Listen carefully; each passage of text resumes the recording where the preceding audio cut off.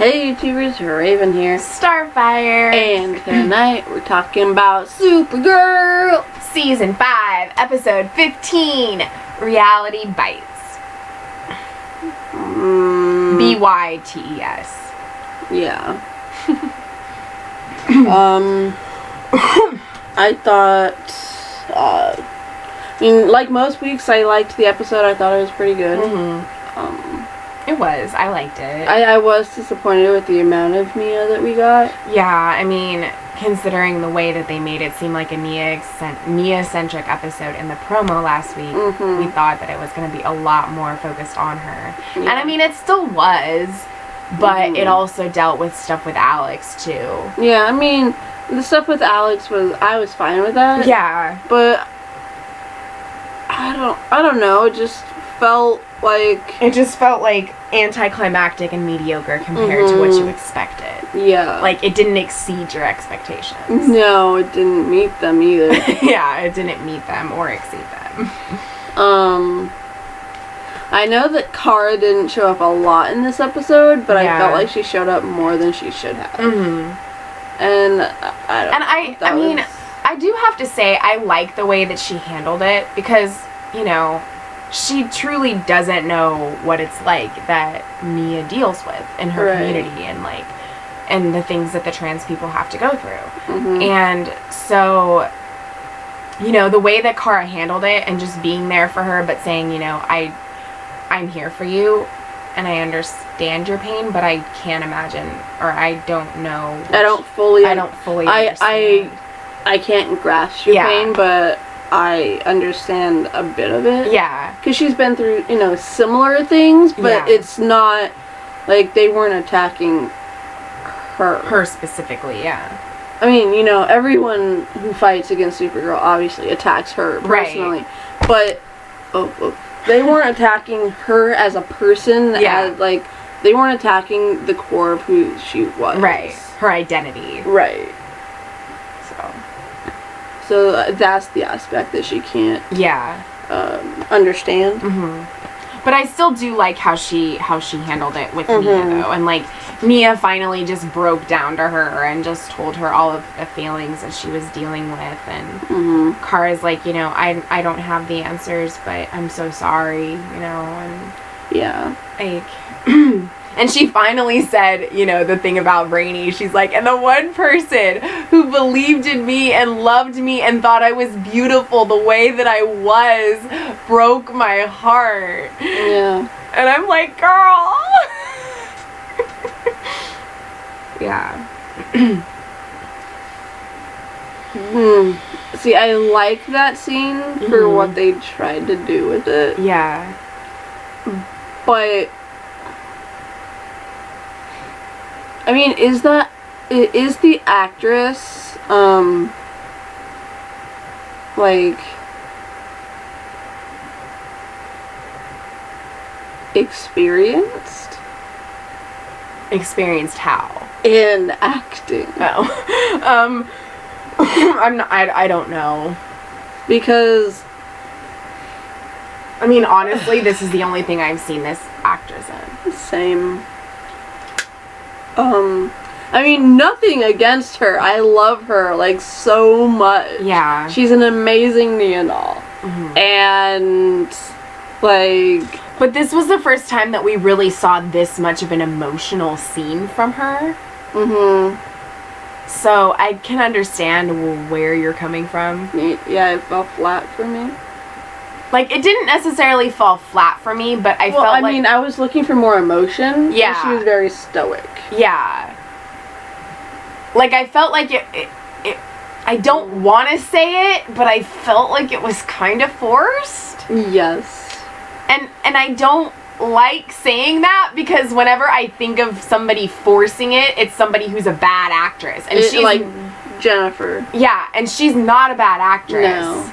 It's just... This was the first time we really saw her that vulnerable. And, like, I thought that it would be more... dramatic. Yeah. Like, I mean, I felt like it was dramatic, but I don't know. It didn't feel like it was natural. No. It didn't feel genuine. Right. It was dramatic. In some ways, I almost felt like it was a little too dramatic. Like they were having to be that dramatic to force themselves to be that vulnerable.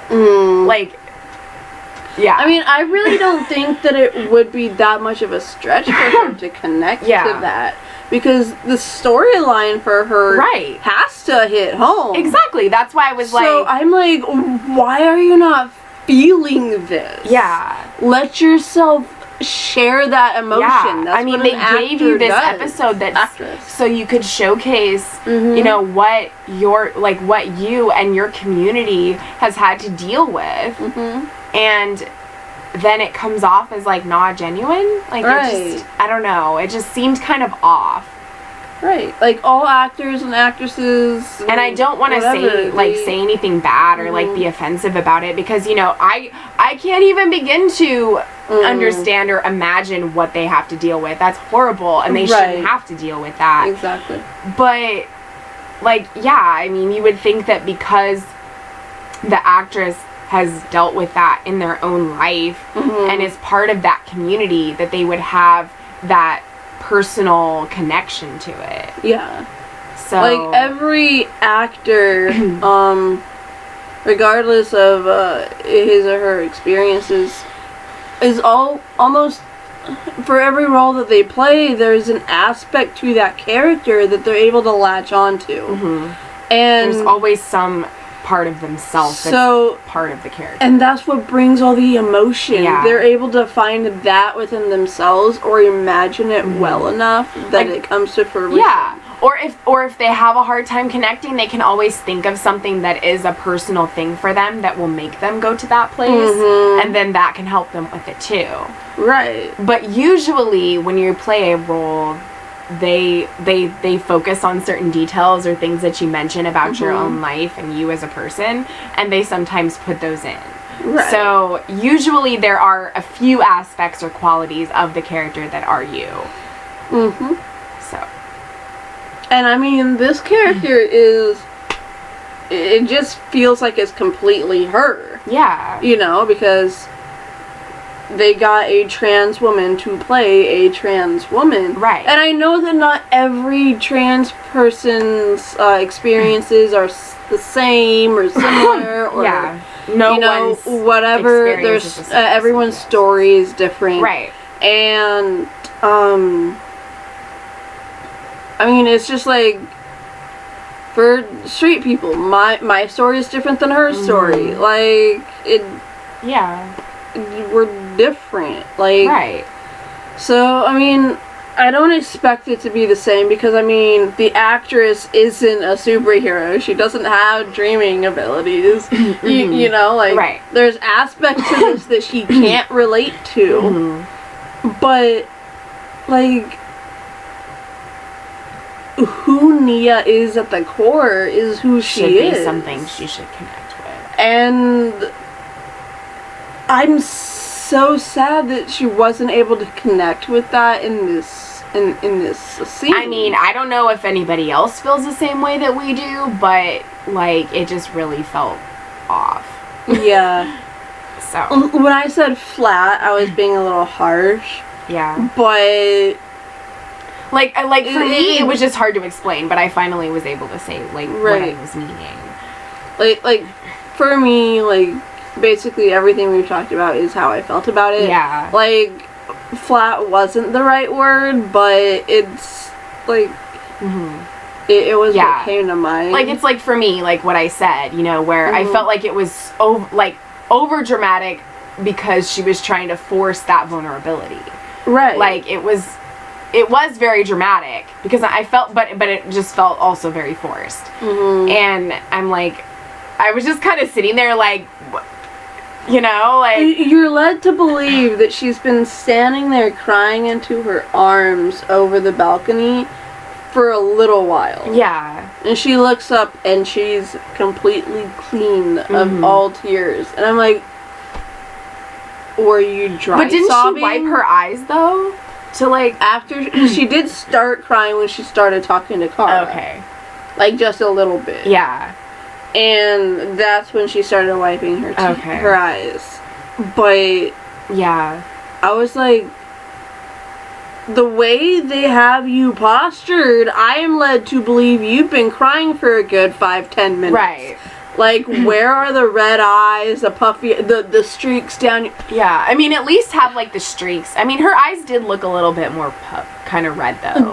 They were a little red, like... Yeah. But that's because they had the scene over and over again. Yeah. I mean, because that's the only way they would get puffy like that and not have any marks down. Right. And she did not look like she's been crying. Mm-hmm. You know, and, like, in that situation, when she's feeling that way, like, I almost murdered him. Mm-hmm. That's not who I am or who I want to be. And all of this. Like, she's not just going to break down because she's telling Kara this. She should be breaking down the entire time. Yeah. And, I don't know, it just felt kind of disconnected. It didn't... And kind of forced. Like, it just didn't really feel like it was her genuinely being vulnerable and, like, in a state of being overwhelmed. Like, she said she was overwhelmed by it. But it didn't feel like it. Yeah. Like, when you see somebody in a vulnerable state and they're, like, really upset and they're doing a good job of it, then you know. Like, you feel that and you're like, yeah, I've been there, or I know what, you know, they're going through. But with her, it just felt really off and disconnected.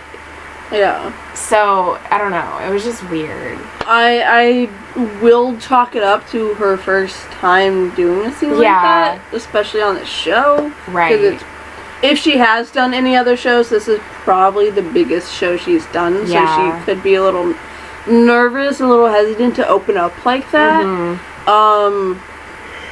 But that's what keeps us coming back for more. Yeah, but I mean, the whole point of... I mean, we're not, like, saying anything bad where we think that they're a bad actress or anything. She's an amazing actress. I love her. And it's probably, like you said, related to it being one of the first times that she's had to do something with that much vulnerability. Yeah, and I think that it's the type of vulnerability. Yeah. Like, I mean, I can't imagine having to go through the fear that community goes through when they go out on a date with someone new. Yeah. Or just go out in public in general and have to deal with all of the discrimination and all of the people treating them like they're unless freaks. You're actually passable, like she is. Yeah. It's hard. Yeah. And, like, we'll never know that. Right. And, like, I'm thankful that we won't have to go through that, but at the same time, you should...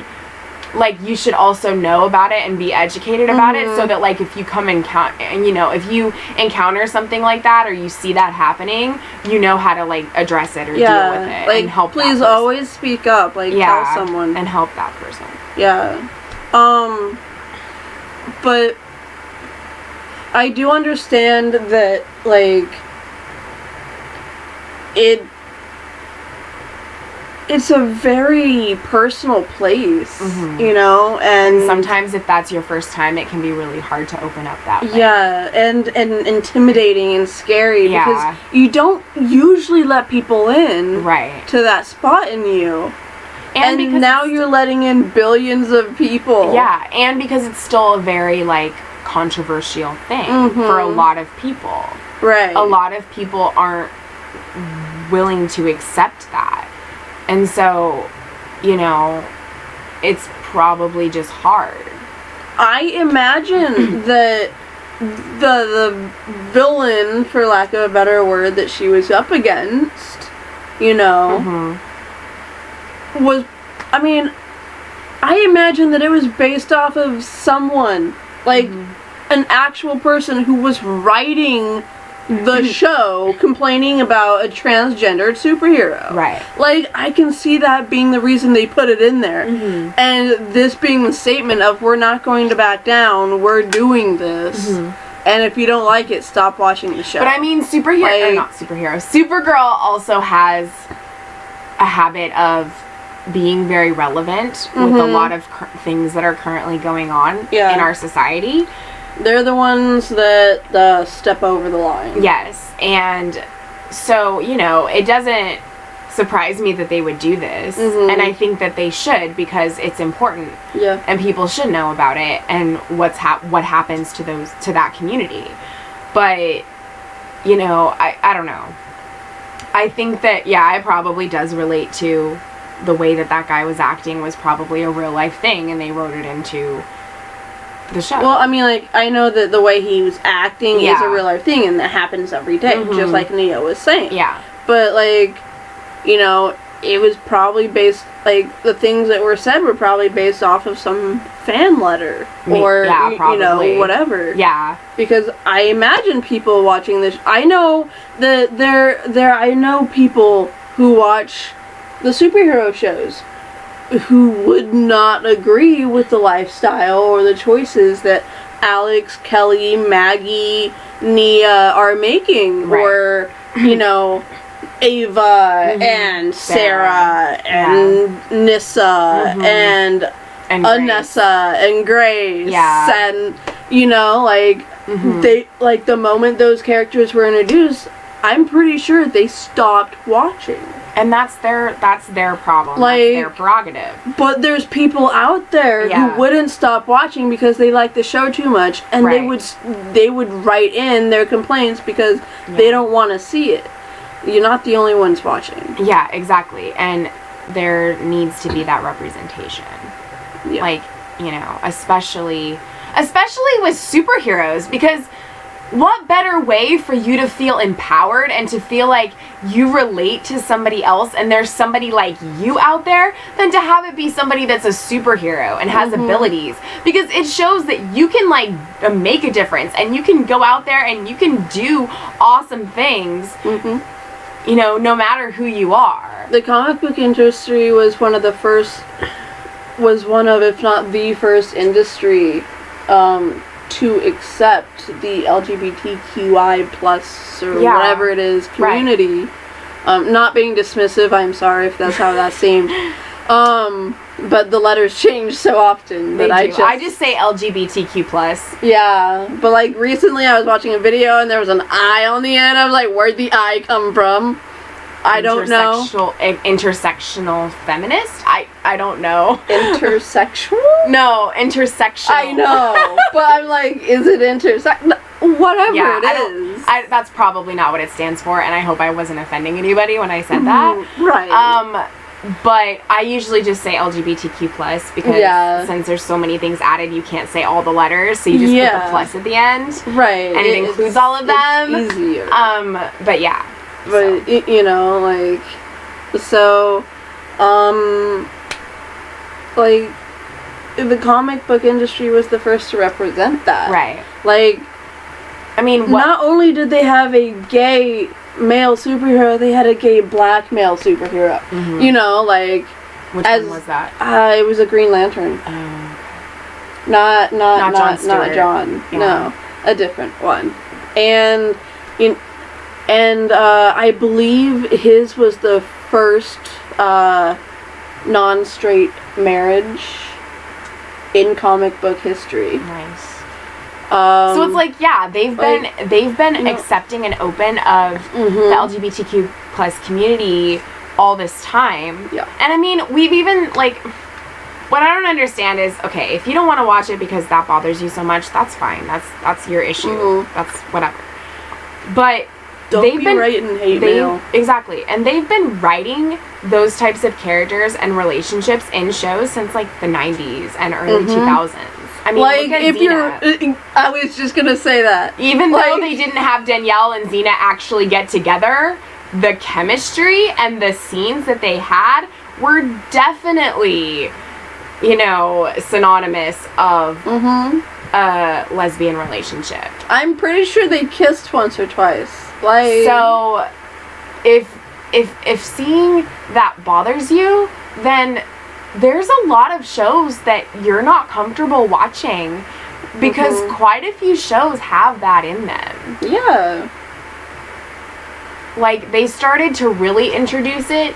Like, they would have just characters that were gay in shows, like, in the 80s and stuff like that. But they didn't really start introducing it with, like, relationships until, like, the 90s and early 2000s. So, you know, yeah.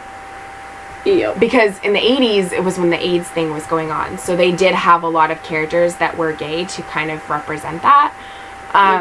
But, yeah, like, with the couples being same-sex couples and stuff, that didn't start happening until a little later. Yeah. But, I mean, and I didn't really watch Xena. It's just because I just wasn't really... When I was a kid, I didn't really watch it that much. Like, it just wasn't a show that I saw very often. When I was a kid, like a preteen, like, I started watching it. I fell in love with that show so much. My favorite character, like, my favorite character was Gabrielle.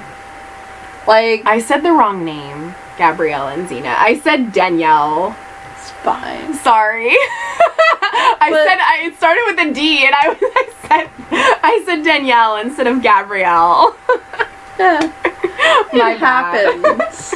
I knew that it was similar. Like, I mean, I disliked Gabrielle for the first couple seasons. And then we met the Amazons, and Gabrielle got kick-ass. And I was like, oh my gosh, I love this girl. Like, she's amazing. Yeah. And, like, the whole Xena backstory, I was like, I couldn't really understand that, because it was coming from, like, a mother perspective, and, you know, I'm a child. Right. You know, so I connected more with Gabrielle, but I loved Xena, and I loved her, like, abilities and her, like, cry. Yeah. You know? And, like, the mythos behind her, like, in the times of gods and goddesses. Yeah. But, like... But, I mean, like, you know, there's always gonna be people that are gonna, like, be against it or say things about it and hate on stuff and ruin it for other people because that's just how they are. Yeah. Like, but I mean, Star Trek even has it. I think, like, Deep Space Nine is where you see, like, two women. There's, like, they kiss or whatever.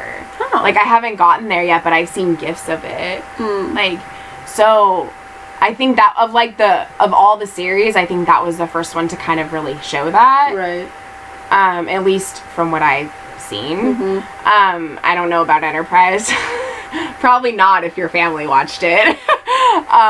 Yeah. No, but my mom would have been like, I'm done with this. Yeah, so I think it was just DS9.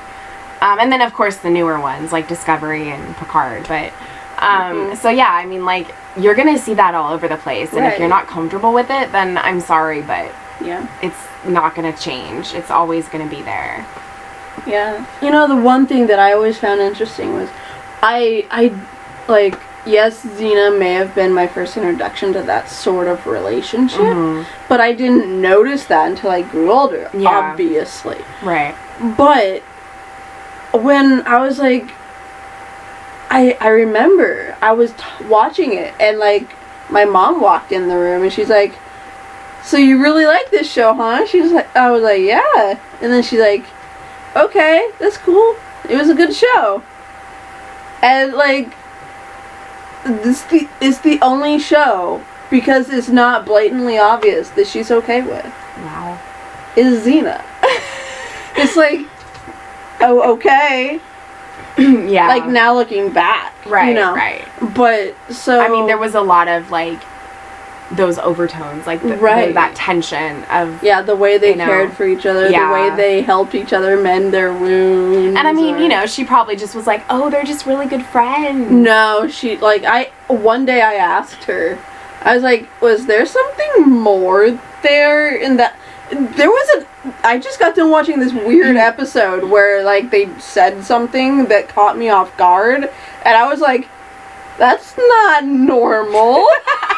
That's not something friends would say to each other. Or, like, I think they were talking about, like, the night before, or just, you know, like, something, and I was like, wait, what?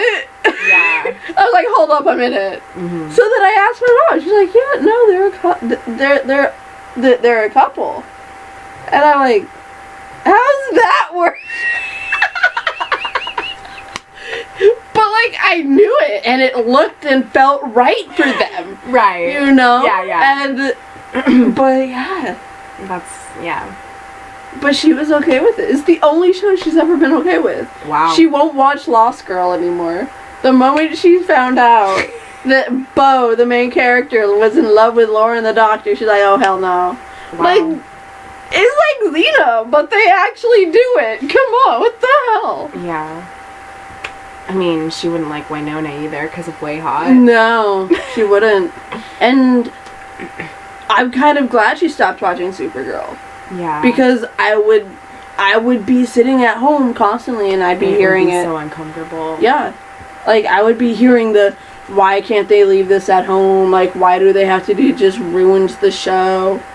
Like, she ruined the last couple frames of Star Wars for me. Yeah. Because of the two women kissing. And that was, like, so brief. Mm-hmm. It was only, like, 10 seconds. Yeah. Like, you barely even saw it. Mm-hmm. So, and they were just so happy to, like, be freaking alive. Right? I'm like, they were literally, they were even a couple. They were just so happy to be alive. Like, they were just kissing each other. They're just like, oh my gosh, I'm so happy. Like, right? You know? Like, they could have been best friends, and they were just so elated that each other survived, you know? And they kissed each other. Yeah. Like, I don't know. But, you know, like, there's people like that, and some of them continue to watch, and then they send them fan letters, and that's really degrading. That's what bothers me. It's like if it really bothers you that much, then stop watching it and ruining it for people that actually like it and want that representation. Yeah. Because whether you like it or not, there are people that are out there that are like that and can relate to it and need to have people that they can see on screen that they relate to. Yeah. Like, for me personally, like, it might shock some of you, okay? But as I've alluded to earlier in this video, I am straight. Which a lot of people don't believe. It's because of the way you act. It's the way I act, the way I talk, the way I whatever. But I'm straight. Yeah. And but still the characters that I gravitate to the most, because I see more of myself in them. Right. Are Alex and Sarah and Ava. Yeah. And that's I'm sure eventually it'll be Kelly, but like Maggie. Right. Like the Kick-Ass girls. Like, yeah. And I'm just like, part of me is sad that they all ended up being gay, because can there not be a straight Kick-Ass girl? Exactly. I mean, I'm sorry. And why do all I'm not a fan of Laurel Lance. And why do all straight Kick-Ass girls have to have boyfriends? Why can't they just be single, straight, Kick-Ass women who don't need no man? Who don't need no man. Yes. But at the same time, if you're gonna have them be with somebody, don't do what you did to Veronica Mars. Like, sorry, but you know. So, like, sometimes it's very confusing for I mean, Buffy was a kick-ass straight girl. Yes. Who constantly had boyfriends. Yeah. That screwed her over.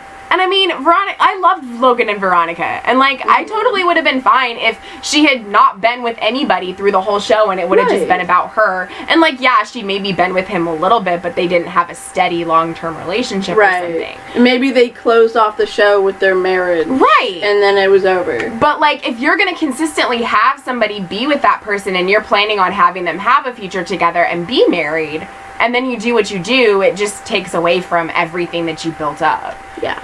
So, yeah, but like, but at the same time, yeah, it's like a lot of people get their, like, get educated through TV shows. They get a lot of, like, you know, they learn a lot of things. And so if there's nobody on the screen or on a TV show that they can relate to, then they're not going to want to watch it. They're not going to want to learn from it because there's nobody who can be like, I know what you're going through because I'm the same as you. You know, I look the same as you, or I'm the same person. I'm like, not the same person, but like, I'm the same identity, or I go through similar struggles, and I'm the same color, or whatever. You know? Because, you know, as much as you don't want to admit it, a lot of the shows back in like the 70s and 80s and 60s and all that were all white cast, pretty much. So there was nobody that you know, people of color could relate to, unless it was like somebody that was a background character, or a supporting character. So you didn't really start seeing those shows until, like, you know, the 70s when they had, like, the Jeffersons and Good Times and, like, you know, those shows that were all black casts or whatever. And so, you know, being able to have that representation and feel like they're seen is really important. And you don't necessarily have to agree with it or like it, but that doesn't mean that it shouldn't be there. Yeah. Like, it still needs to be there, and it's still an important part of that. Yeah. So. Yeah, and, like, I think that sometimes with all the basically likable characters, girls or boys, who are... I think Wynn is a good example of how a more effeminate male can be straight. I would like a good example like Wynn for a more masculine woman to be straight. Yeah. Because if I was watching this and I was younger, the show itself would make me confused about my identity. Yeah. Because if I relate more to this character and she's gay, and they're showing all of these types of characters as being that way, then am I gay? Right. But I mean, like, yeah, you know, like that would be a very hard thing to grasp and to separate yourself from. Yeah. And I mean, there have been those kinds of characters, but like you said, a lot of the times they're not single. They're always with somebody, or they're putting out that message of, or then they're killed. Right, exactly. Like, they can be strong and kick ass, but they die. But they also have to have a boyfriend, or, you know, whatever. They can be strong and kick ass for 2 seasons and then they're killed. Yeah. They can be strong and kick ass and then they have a boyfriend and they get all wimpy and stop being a hero. I mean, don't get me wrong. I love Buffy and Angel. Bangle. Yeah. Bangle. Yeah. But, you know, it just would be nice if there was some characters where that wasn't the main thing. Yeah, I mean, she didn't end up with anyone. No. And I feel like the girl on the outpost, the main girl, is a representation of that. Like, she is, actually. Because she's not actually with anybody. She's not with Scottish handsome? I mean, not really. They got married and they did No, not Gwen. Oh. The Black Blood. Oh, the Outpost. Oh my gosh. I thought, I don't know. I'm not talking about Outlander. Okay, I said the Outpost. My mind went Outlander. Did I say Outpost? I'm not sure. Okay, well, I'm pretty sure I said the Outpost. We were talking about candles. Yeah, I'm sorry. And they sound so similar. No. Yeah, they did get married. like... No, I was talking about the Outpost. Yeah. What is her name? Talon. Thank you. Yeah, she's been with people, but she's not with anybody. Yeah, she doesn't have a... So she's a good representation of that. She is, but she's not a superhero. No, but she's still, like, awesome. I mean, Buffy wasn't a superhero. No, but for the time... Yeah. That was the closest you were getting on TV. Yeah, for sure. Like... Yeah. But I mean, she kind of was. Yeah. She had superpowers and she was human. Yeah. But I mean, Talon kind of has powers too. No, she has a creature living inside of her, which enables her to call forth demons. Yeah. But anyway, I mean, I still think she's a good human example of that. So. Yeah.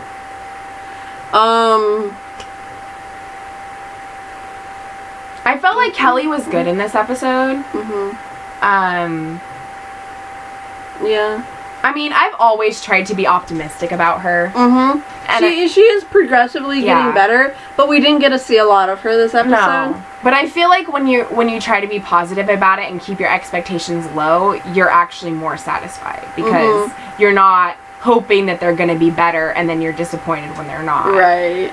So I think for tonight it was just because we've seen so much of Nia and she's been amazing every step of the way. And it just felt really off and disconnected. Yeah. Which makes me sad because she is such a great Mia. And I feel like she just embodies the character. And she's such a great actress for that role. Yeah. But doing that scene, you know, probably was her first time having to do something like that. And I understand the nerves and everything, but, you know, I would think that if it's something that you already go through and you connect with already on a personal level, that you'd be able to bring that out. I mean, unless she's actually been through that, physically been through something like that, I can understand how that'd be a little harder to let someone, especially a billion trillion people who's watching the show, you know, it might take a little bit for that to come out. Like, I can understand that. I can understand how, even if she hasn't been through something like that, how, just maybe how much she just wants to do a good job. She wants to make sure that she's representing it in a good way, and maybe that was just really hard for her to open up about it at first, because it was probably her first time having to really do it. Right. So but I mean, I felt like the stuff with Alex was good too. Yeah. And the day with Kara and William, like, her doing the pool. It's just like, she tried to use human force, and it's like, it's no. like, sorry. Beginner's luck? Like, no, bitch, you're a Supergirl. But you'd think that, like, from that, or not just from that specifically, but I mean, you'd think that he'd be able to somehow get some of the subtle things that are happening. Hey, I have to run. Can you cover for you? Yes. Like, you'd think that he would start putting the pieces together. Right. He's a freaking reporter. Like, he does that for a living. Yeah. So, I don't know. It's just... I mean, we've talked about how... I thought Lena would have figured it out. Yeah, like, we've talked about how, with the whole Superman thing, how they can't possibly understand that it's the same person. Like, we've talked about that before. But, I don't know. I mean, people are stupid and they choose to believe what they want. Yeah. And they see a fumbling person, you know, and they're not going to believe that it's, like, the man or woman of steel. Right. Like... But I do hope that if he does, like, find out, or she ends up telling him, that he's okay with it. I think she has to tell him. Yeah. She needs to. Because if he finds out, he's going to feel betrayed. And either he's going to run away for a while, or, like... like, I think that she's to the point now, and, like, based off the things she said in some of the past episodes recently, she should be able to be okay with telling him. You know, if she truly wants it, she will tell him. Yeah. So... let's just hope that the writers don't screw it up. But yeah, so and then that Trevor guy, he was Corbin Blue from High School Musical. Yes. Like, I was looking at his face and I'm like, I know him. Yeah. So.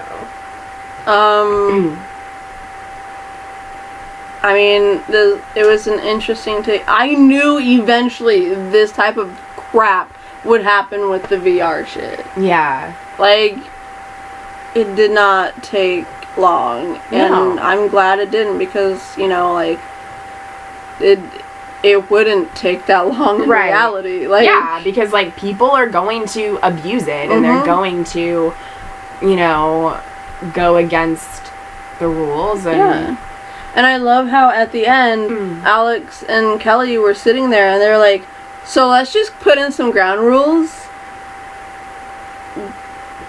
That's cheating. Yeah. And I'm like, yes, like, if there's a relationship in the virtual reality, it's cheating. Yes. Yeah. Same as if it's a holodeck on Star Trek. Like, if you're with someone and then, like, you fall in love with a hologram and you're, like, with them, wouldn't that be cheating too? Because, I mean, in the virtual reality, not all of them are real. Some of them are actual AIs. Yeah. So, yeah.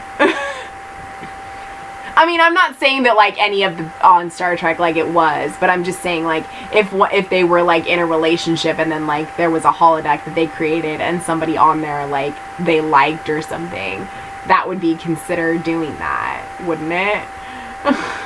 They're not real. Yeah. I don't But the know. virtual reality is not real either. Yeah, it is.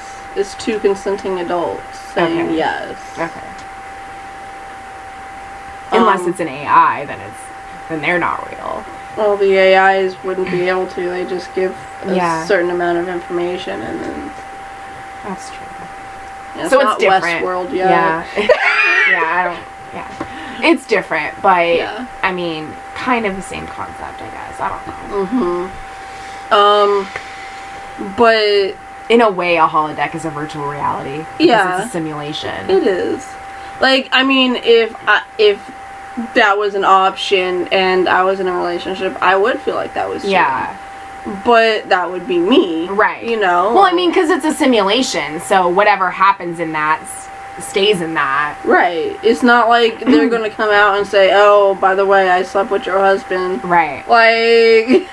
But I mean, the person will feel guilty about it. Maybe. Maybe not. Like... I don't know. Yeah. But I'm glad they made that rule.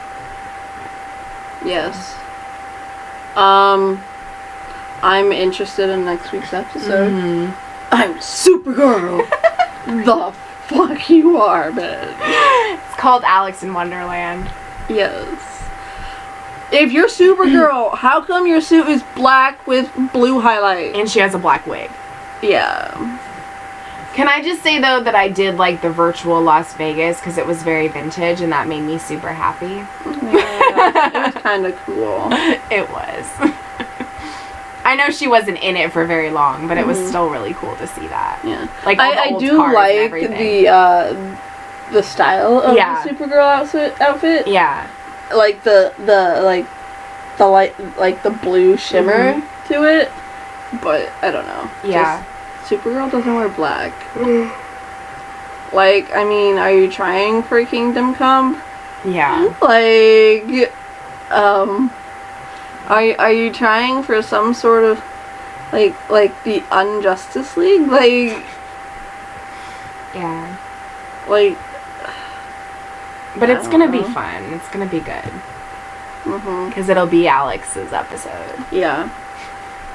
Where she can't differentiate between reality and it looked like she had Supergirl tied up in that one part. Because, like, Alex was saying she was Supergirl, so, like, Kara was like... No, that was in the virtual reality. Kara was tied up and she was saving Kara. Oh, okay. Yeah, that was in her... Okay. Like, she's saving Kara because she's Supergirl, you know? Okay. And instead of her being the damsel in distress, Kara's the damsel in distress. Yeah. You know? Okay. Makes sense. Yeah. So, yeah. Great episode. Yeah. I thought it was good. Yes. So, I guess until next time, love yourself and be happy.